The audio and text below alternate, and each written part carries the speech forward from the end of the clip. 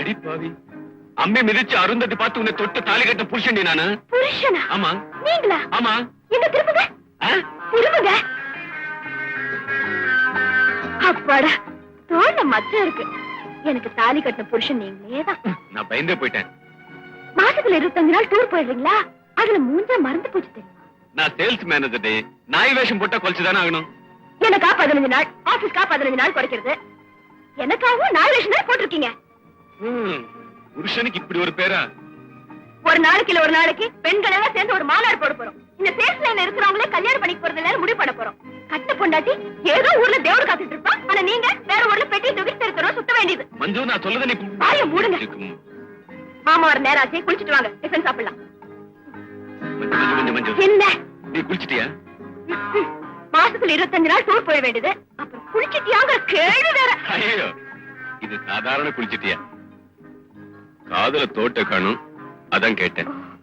குளிக்கும் போது கைட்டு வச்சிருப்பேன், போய் எடுத்துட்டு வரேன். ஸ்ரீவத்சா, அந்த தோட்டு மேல இருக்கிற அக்கறை கூட உண்மையில் இல்லடா. அன்னைக்கே சொன்னேன், இந்த பொம்பளைங்களே கல்யாணம் பண்ணி கூடாதுன்னு. கேட்டியா?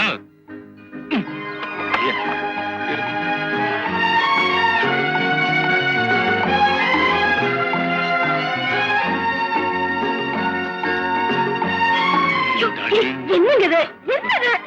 விடுங்க விடுங்க. மஞ்சு, டிஃபன் ரெடின்னு சொன்னாங்களா? நான் ரெடிமா. தோட்ட கட்டி மறந்து வச்சுட்டேன் மாமா, இதோ வந்துட்டேன், நீங்க போங்க. ஓ சரிம்மா.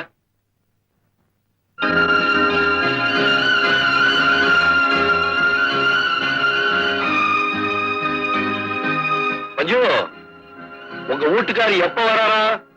அது வந்து மாமா, இன்னைக்கு வந்து லெட்டர் வந்திருக்கு. அவன் எங்க வர போறான்? கடங்கார கழுத. ஏன் மாமா ஒரு வாய்க்கு வந்தபடி திட்டுறீங்க? என்ன இல்லம்மா, வந்தோண்ட பொண்டாட்டிய பாக்கணும்னு நினைக்கிறவரு அப்பா வருவாரு, பொட்டிய மறைச்சு வைக்கணும்னு தோண வேணாம். கொஞ்சம் கூட அறிவே இல்ல. நீங்க போக மாமா, பின்னாடி வரேன். நீ உள்ள வாம்மா. உனக்கு பணத்துக்கு என்னப்பா குறைச்சல்? 9 தலைமுறைக்கு உட்காந்து சாப்பிடறாப்புல உங்க அப்பா பணம் சேர்த்து வச்சிருக்கேன். தங்க விக்கிரக மாதிரி பொண்டாட்டி இருக்கா. அவளை வீட்டிலேயே உட்கார வச்சுட்டு மாசத்துல 25 நாள் டூருன்னு ஊர் பூரா சுத்திட்டு இருக்கியே. இந்த உத்தியோகம் உனக்கு தேவையா? அப்பா, நான் உங்க பையன், என் சொந்த கால நிக்கணும்னு ஆசைப்படுறேன். Very good, very good. தாராளமா நில்லு. சொந்த ஊர்லயே சொந்த கால நிக்கிறாமே, எதுக்காக வெளியூர் ஓடி போய் நிக்கிற? ஓ, டைம் ஆயிடுச்சோ? ஏப்பா, 25 நாள் வெளியூர் எல்லாம் சுத்துறியே, அங்க கோவில் குளம் ஏதாவது போறது உண்டா? கோவில நான் எதுக்கு? ஆமா, நீ எதுக்கு? அதுக்கு தான் அப்பா இருக்கானே.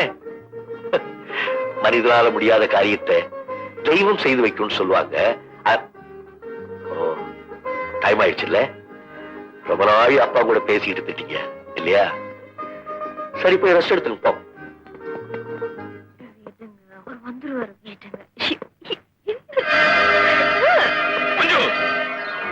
எத்தனை நாளா இப்ப நடக்குது? இன்னைக்கு மட்டும்தாங்க. இன்னைக்கு ஏப்ரல் 1ஆம் தேதி. நீங்க தான் 1ஆம் நம்பர் பூல், தமிழ்ல முட்டாள். ஒரு நிமிஷம், நான் பயந்தே போயிட்டேன். கொன்னுல. அப்ப என் மேல நம்பிக்கை உங்களுக்கு அவ்வளவுதானா? மஞ்சு, இது வந்து சும்மா தமாஷைக்கு தான். இதுக்கு போய் கோச்சுக்கலாமா மஞ்சு? நான் என்ன சொல்றேன், நல்லா ஏமாந்தீங்களா? நீங்க முட்டாள் ஆயிட்டீங்கல்ல, அடுத்தது எம்எல்ஏ முட்டாளாக்க அங்க ஏற்பாடு நடக்கும்.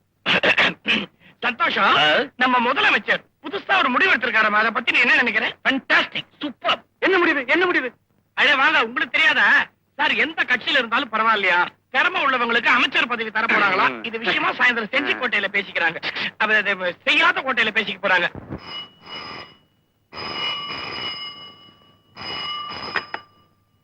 ஹலோ, யாரு?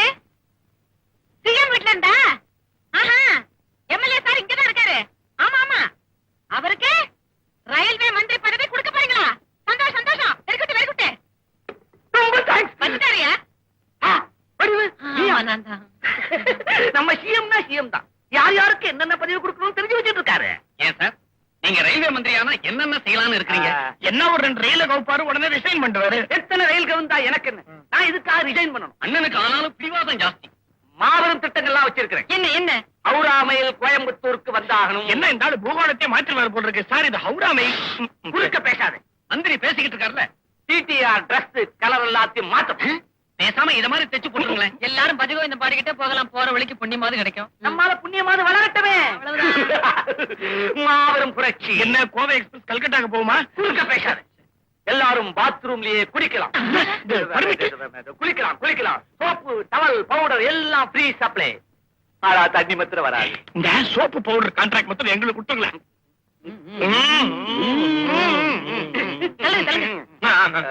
அண்ணன் வாக்கிங் போறேன். என்னங்க எம்எல்ஏ சார்? மந்திரி.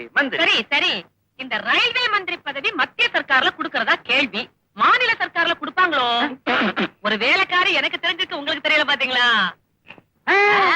சிஎம் வீட்ல இருந்து போன் வந்துச்சே. அது இப்போ வரும்.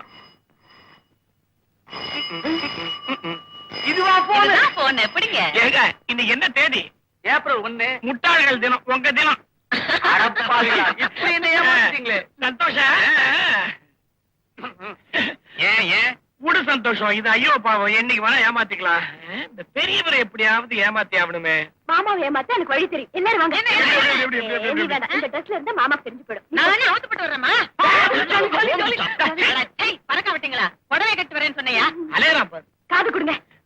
காதை கேட்டா மூஞ்சிய தர. இங்க வா. மாமா எங்க இருக்க? மேல இருக்காரு. தைரியமா போப்பா. ஏதாச்சும் ஒண்ணுன்னா குரல் கொடு, நாங்க ஓடிடுறோம். ஐயோ. சித்தப்பா மஞ்சுவுக்கு திடீர்னு மயக்கம் வந்து போச்சு. கை கால்லாம் இழுத்து போச்சு. பேச்சு மூச்சு இல்லாம கிடக்குறான். மஞ்சுக்கா? My God. மஞ்சு உனக்கு என்னமாச்சு? இதப்பா மாமா வந்திருக்கேன். மஞ்சு.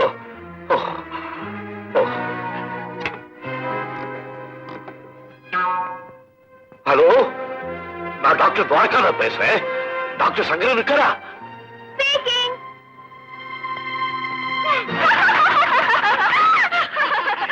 மாமா, இன்னைக்கு ஏப்ரல் 1. உங்களை ஏப்ரல் ஃபூல் ஆக்கிட்டேன்.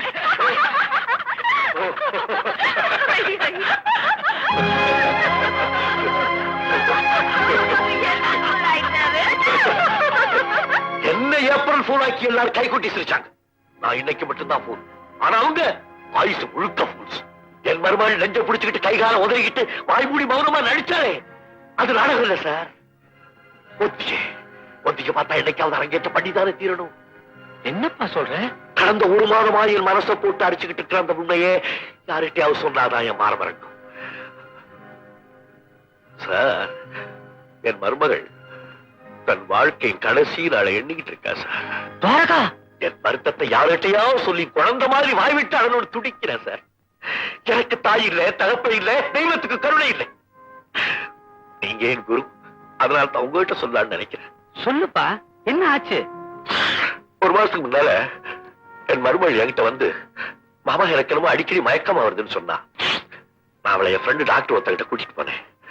அவன் கம்ப்ளீட்டா செக் பண்ணிட்டு அவளுக்கு முன்னாலே உனக்கு ஒண்ணு இல்லாம 2 நாள் மருந்து சாப்பிட்டா சரியா போயிடும்னு சொல்லி அனுப்பிச்சிட்டான். மறுநாள் எனக்கு டெலிபோன் பண்ணி என்ன வர சொன்னான். உட்கார்ப்பா. என்னப்பா இவ்வளவு நல்லா சும்மா இருந்திருக்கேன்.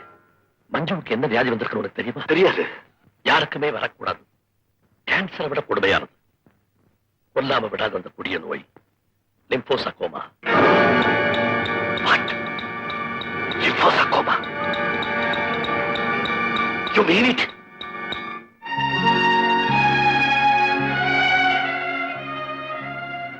அப்பா, இதுல இருந்து அவளை காப்பாற்றவே முடியாதா?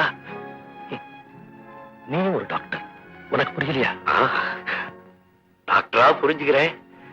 இருந்தாலும் மாமன் நினைச்சேன். சங்கரா, எங்களுக்கு ஒரு பெண் குழந்தை இல்லையேன்னு நான் என் மனைவி ரொம்ப ஏங்கிட்டு இருந்தோம்.